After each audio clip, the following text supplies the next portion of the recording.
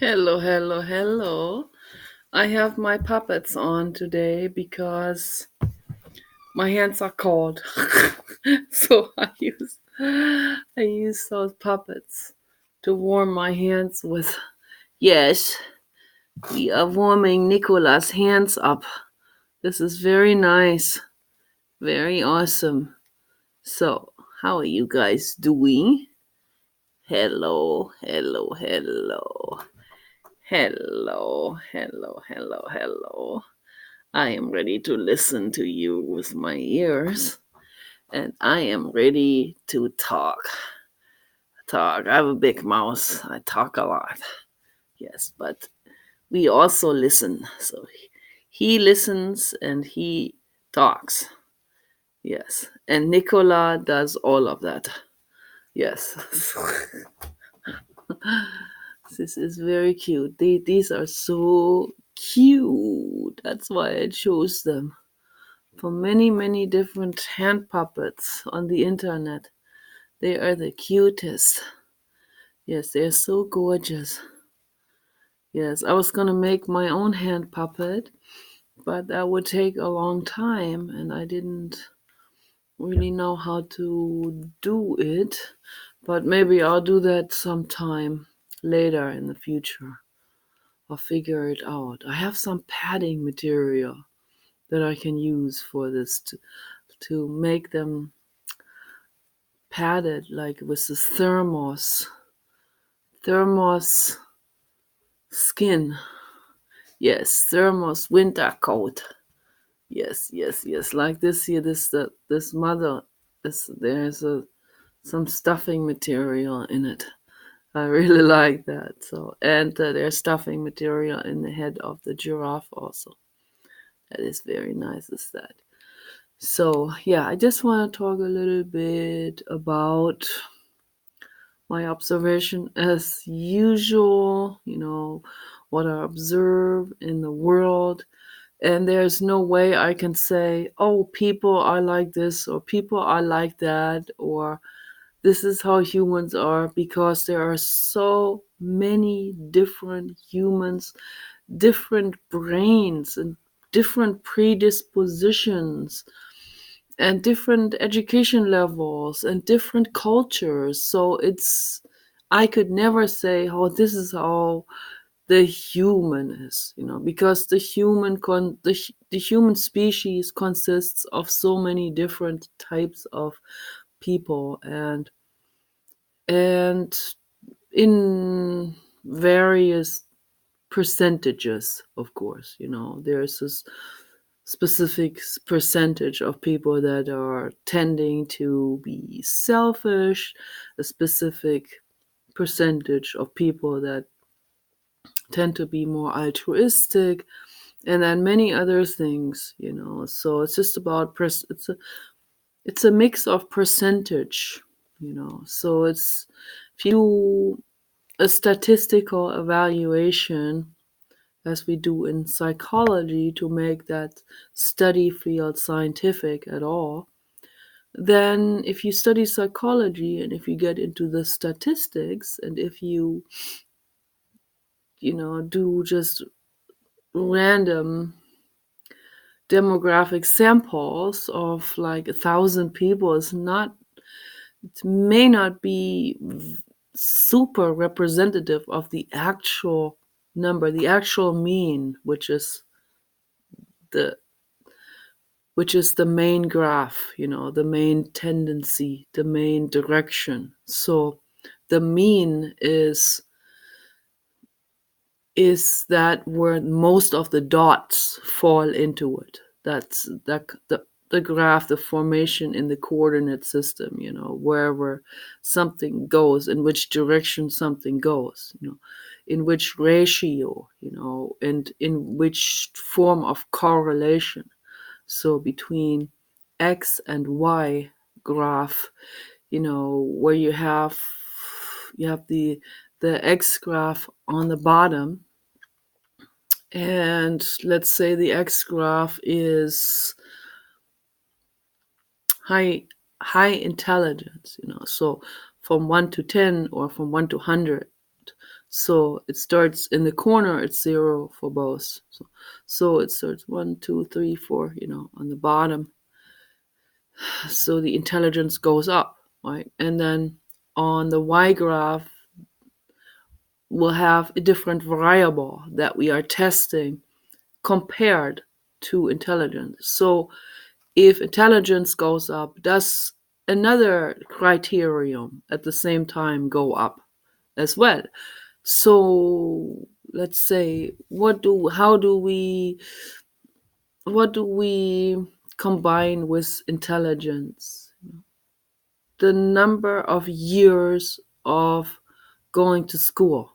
Okay, so on the y graph, the number of years that people have actually gone to school and read, also, correlated to that, read more books, of course. So education time, okay, we can call the y graph. So education time goes up, and then it's a positive correlation on the bottom, the intelligence goes up. So now we want to find out whether there is a positive correlation between these two graphs, between these two criteria, intelligence and time that people have spent with educating themselves. Okay. So my hypothesis is, and I'm not alone with this, is that the intelligence will go up with the other criterion going up. So that I believe that there is a very strong positive correlation. It correlates.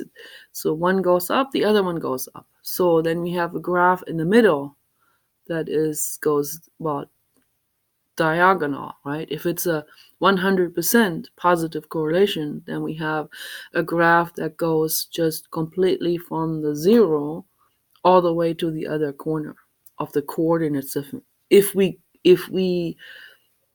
draw that coordinate system as a square. So intelligence goes up when the education time goes up.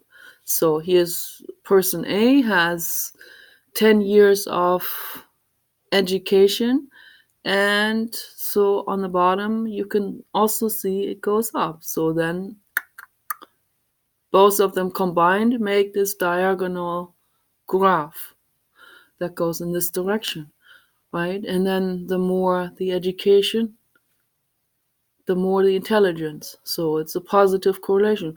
Whether this is 100% accurately, precisely positive correlation is another question. It probably isn't, right? Because there are other things that fall into, there are other variables, they're so-called muddying variables that will jumble that whole thing up, and that will come in as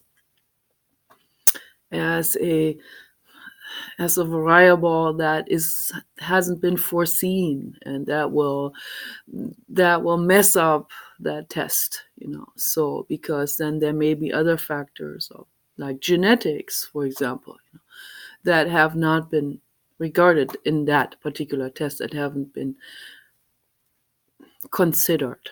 Okay. But then for that there'll be another test. So then that makes psychology a study field that is scientific, and that's very, very important.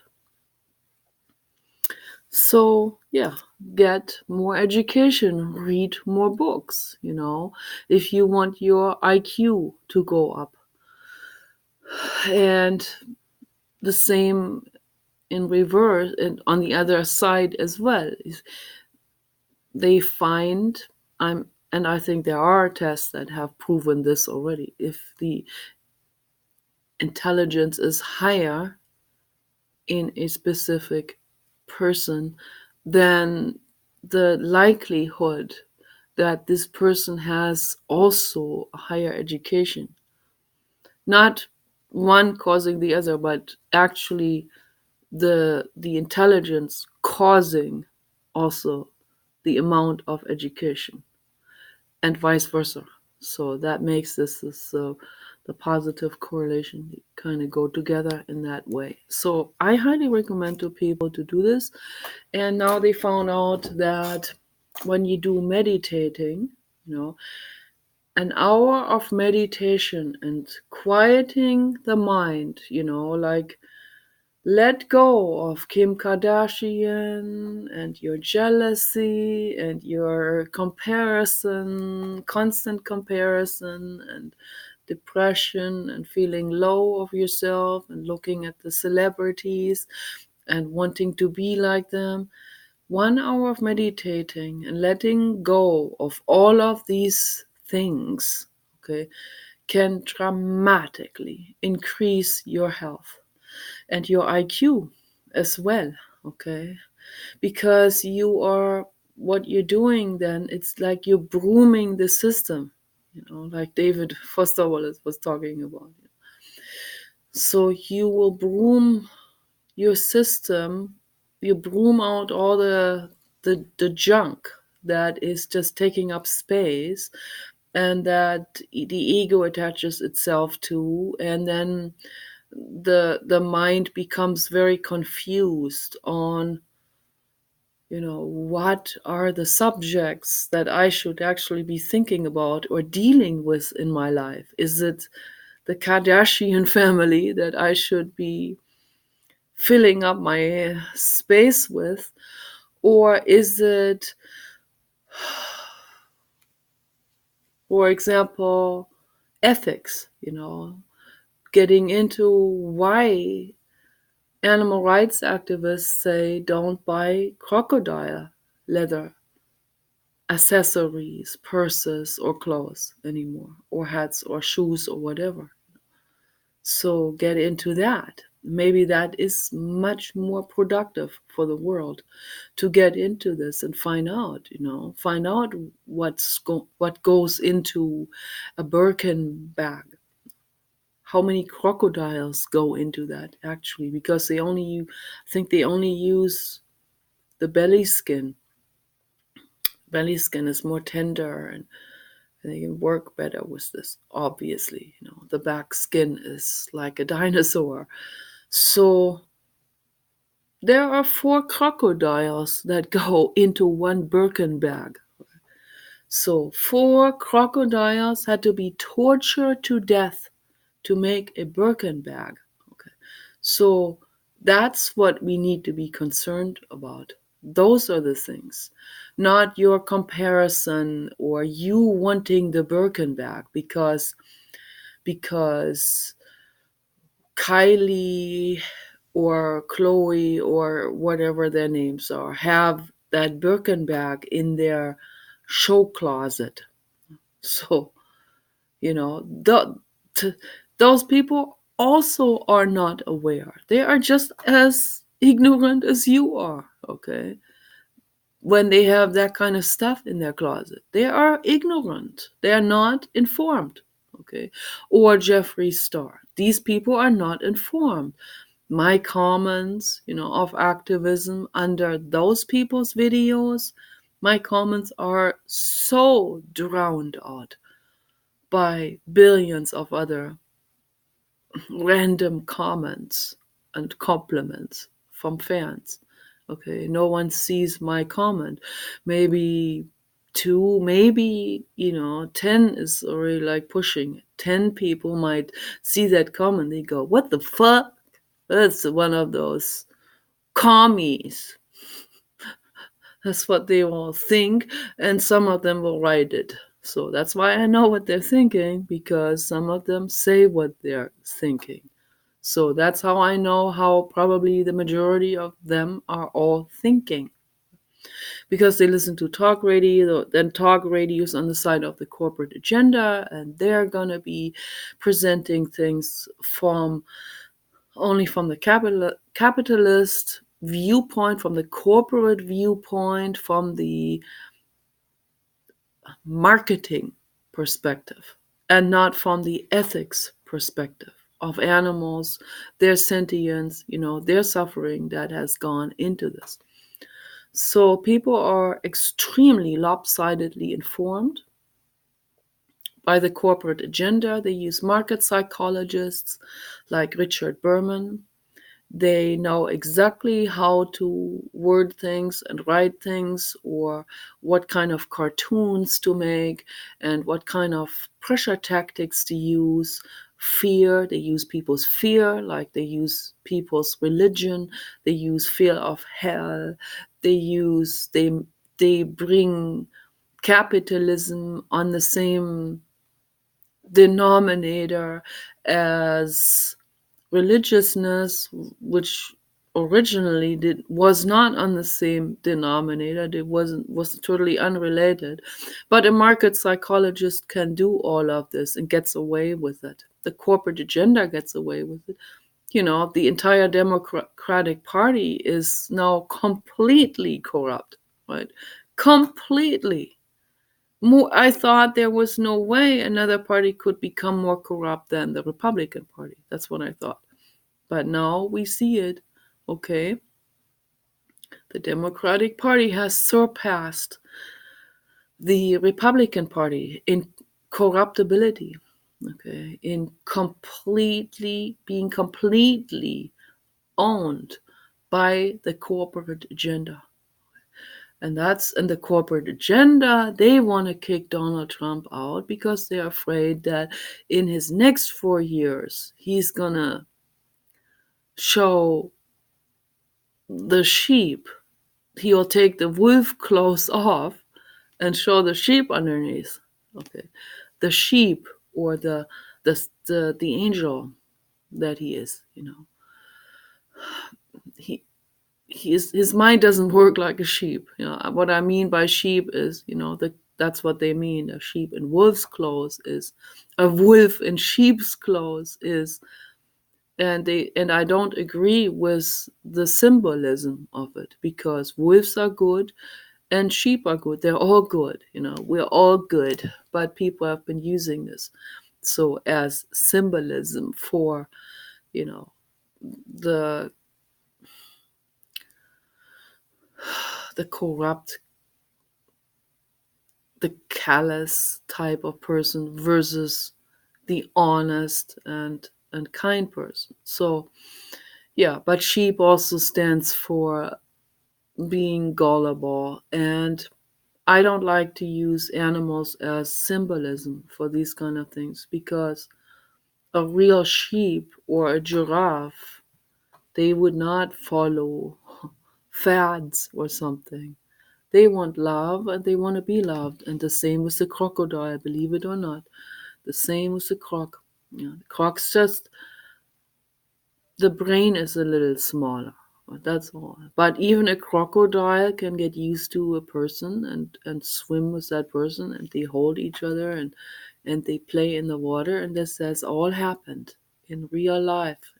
In the Amazon rainforest, it has happened. This is the most beautiful thing there is. So that's why I don't use these type of metaphors. So, but Donald Trump, let's say, he has the corporate suit on, and he'll take that off and he'll show his angel wings. And that's what the corporate agenda is afraid of, that he will do in the next 4 years, because they don't want an angel to help the world and cap off their profit maximization, right? So I hope this makes a lot of sense now. I hope people get it. Donald Trump saved our lives. He saved the whole world, the whole planet, from a third world war. Okay? And that has always been right at the verge, ever since the Second World War. People they have just by a hair bypassed another world war. And Donald Trump did it now during these last years. Okay. So with absolute brilliance, with absolute genius, because not only does he think in terms of how do we manage this, and how do we get this to be agreed on, and how do we find these peace discussions and so on. Not only that, is a super, super compassionate ambassador for all life, okay? and peace negotiator and pro peace, okay? But he also, on top of it, has to think 100 chess moves ahead in a labyrinth of corporate trickery and corruption that's all the way around him and everywhere in the United States.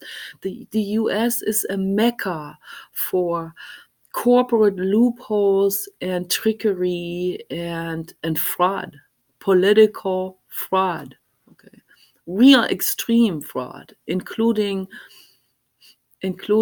complete traitors, complete traitors to this country even. But the Democratic Party is so corrupt now that they are backing up the traitors, they are covering the traitors, they are protecting the traitors, the actual national traitors they're protecting, and they're going after the person who created world peace for all of us. Okay, that is how reversed everything has become now in the Democratic Party. I am amazed that Hillary Clinton would go this far to hold the other cheek with this and go along with that, instead of saying, what are you people doing? What are you people doing to that party that I have supported for my entire life? Where is her outrage? Okay. So no outrage, because she always only thinks in terms of how do we make it a little bit less intense? How do we I better cut my arms off so that I will be fitting in there and fixing something. So that's not how it works. Okay, protect your arms, protect your, this is a metaphor. Protect your physical arms and your mental arms. Okay, so protect yourself, protect your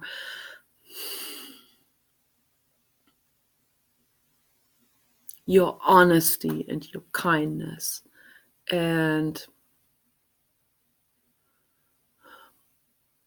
your commitment. Protect that. That's the most important thing. But they seem to be sacrificing their honesty and their kindness and their commitment just in order to be accepted by something that's increasingly becoming worse and worse and worse and worse. So no, that would never work for me. And it wouldn't matter how many decades I've been working for this, and or my ego had attached itself to it, to that identity. If I see corruption, I will call the kid by the name. I will say it. This is what's happening. It's extreme corruption going on in the Democratic Party. And I don't support that. Okay, I could never support this. Okay, I'm out. You're on your own. I'm not going to. I would never support this. I would never support traitors and infiltrators and people that work for this agenda or that agenda. I would never. Once you find out that they did, you can no longer support that. Once you find out someone has betrayed you in some way, in some serious way, now I'm not talking about relationships, betrayed you in a way where they sent the paparazzis on you, or where they sent a hater to you or something like this, in that's severe way. Once you find out, you can no longer continue to hold the other cheek, to pretend that you belong to that person or that group. You can't.